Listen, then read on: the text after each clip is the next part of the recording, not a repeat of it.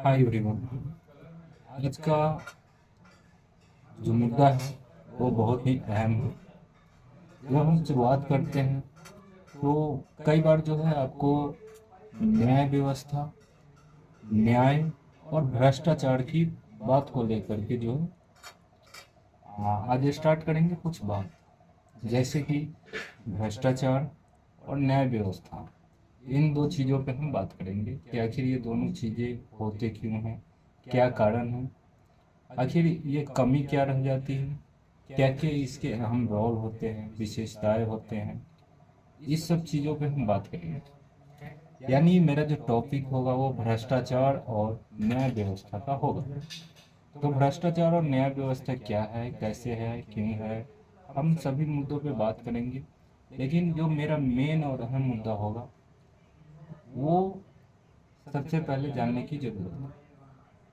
भारत में अगर आप गरीब हैं, भारत में अगर आप गरीब हैं और न्याय मांगते हैं, भारत में आप गरीब हैं न्याय मांगते हैं, तो आपका केस सालों तक चलता रहता है, यानी लटक जाता है। मगर वही आप अगर अमीर हैं तो वही न्याय व्यवस्था कुछ नोटों के बदले आपके घर तक जो है डिलीवर करती है। यह देश का कड़वा सच है और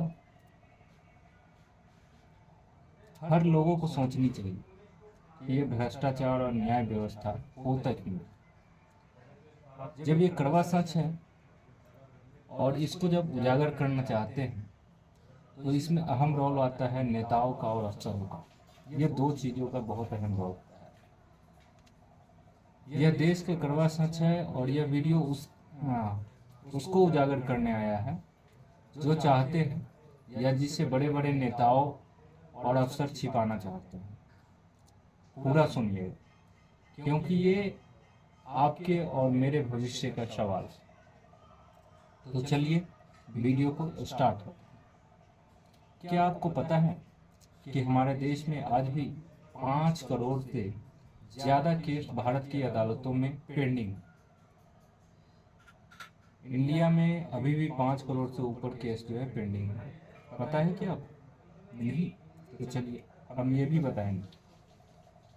क्या आपको पता है हजारों लोग सालों से जेल में बंद होते, वो भी बिना दोषी साबित हुए, बिना कोई गलती के। आखिर क्यों? सरकार इस पे मौन क्यों रहती है? सरकार आखिर करती कुछ क्यों नहीं?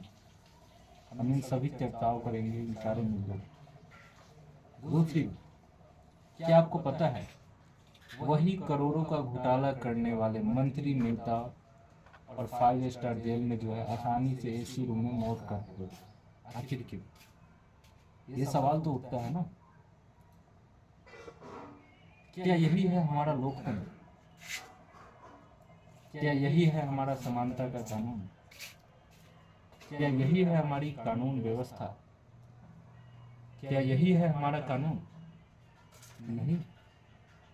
तो चलिए हम इन सब मुद्दों पे बात करते हैं। लेकिन इससे भी दुख की बात तो ये है कि जब आप खुद कुछ करना चाहते हैं और जब स्टार्टअप करते हैं तो सबसे दुख की बात तो यह आ जाता है कि आदमी भ्रष्टाचार के खिलाफ जब आवाज़ उठाता है, यानी कई लोग जो है भ्रष्टाचार के खिलाफ जो है आवाज़ उठाता है, तो आखिर भ्रष्टाचार को ही डराया जाता है, धमकाया जाता है, उसे चुप कराया जाता है, गलत साबित करने पे लोग लग जाते हैं। आखिर क्यों?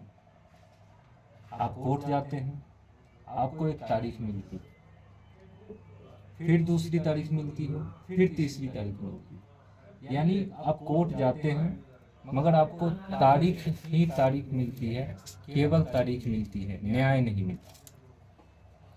इसीलिए कहा जाता है, और आप सुने भी होंगे, कि कोर्ट में हमेशा तारीख ही तारीख मिलती है, न्याय नहीं मिलता। यह रियलिटी, इसमें काफ़ी लंबे समय लगे।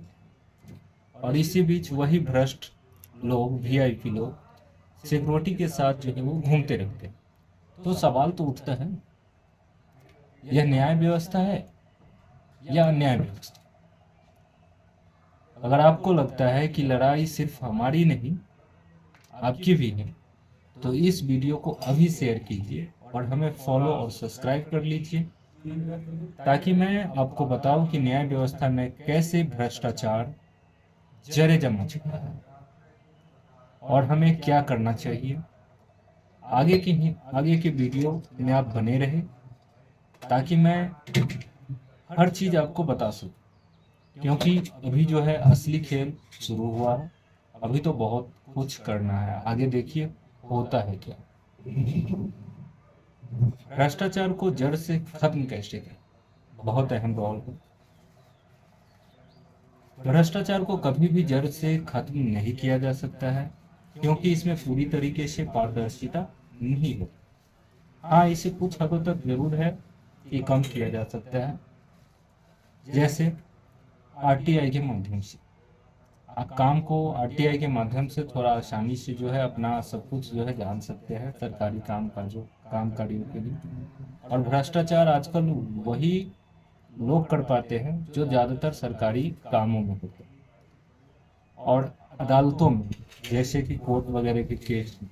तो उसमें जो है हमारे कानून व्यवस्था, हमारी आ, राज्य व्यवस्था की जो कानून होती है, हमारे देश की कानून व्यवस्था होती है, जो ये आरटीआई करने का रोल नहीं होता। हाँ, इसमें जो है पारदर्शिता जरूर लाया जा सकता है, जैसे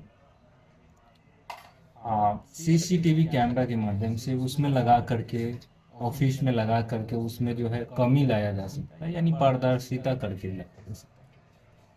भ्रष्टाचार को अगर खत्म करना है तो भारत की न्याय व्यवस्था और कानून व्यवस्था या भारत का भ्रष्टाचार, ये सब आखिर होता क्यों? क्या है ये देश की सच्चाई? क्या ऐसे ही विकास हो? भ्रष्टाचार से कभी विकास संभव नहीं है। भ्रष्टाचार आज देश को बर्बाद कर दिया। मेरा सवाल ये है कि भ्रष्टाचार आखिर जो लोग करते हैं, क्या भ्रष्टाचारियों के खिलाफ कभी कुछ होता है? आखिर होता है तो कितना समय लग जाता है? और समय लगता क्यों? जब हमारे कानून की व्यवस्था एक है, समानता एक है, तो क्यों? सवाल तो उठता है। आज भी गरीबों को लेकर के बड़े बड़े नेताओं वादा करते हैं कि हम ये करेंगे वो करेंगे, लेकिन करते क्यों नहीं? वही बड़े लोग जब चुनाव जीत जाते हैं,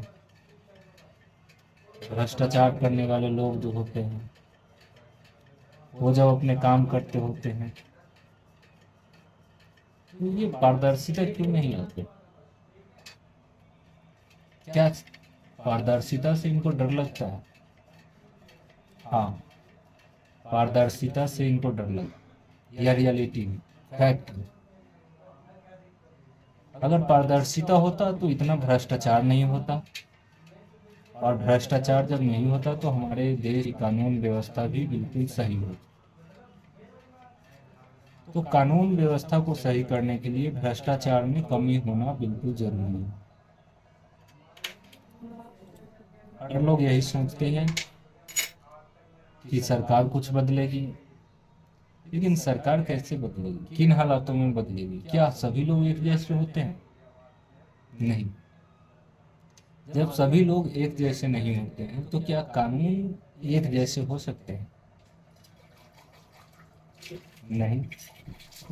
मगर हमारे देश की संविधान जो है वो तो एक जैसे है। तो एक जैसे कानून की व्यवस्था बनाए रखने के लिए पारदर्शिता का होना जरूरी है। अगर आपको भी मेरी राय, अगर आपको सही लगा हो, तो आप हमारे वीडियो को ज़्यादा से ज़्यादा शेयर करें, हमें फॉलो करें।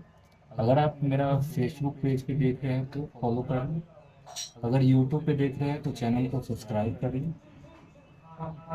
और मेरा आर्टिकल यानी कि कंटेंट अगर आपको अच्छा लगता है तो आप हमेशा ही मुझे जो है फॉलो करते रहें और हमारी हर एक वीडियो को गौर से सुनिए और देखिए मैं बड़े बड़े सवाल जो है आप लोगों के बीच लाता रहूँगा, कंटेंट भी वैसा ही दूंगा, और मैं उस हद तक आपके लिए लड़ूंगा ताकि भ्रष्टाचार, सरकार की सिस्टम, सरकार की वो सारी सारी की सारी कमी, जो सुधार होने लायक है, सुधार हो सके। जी।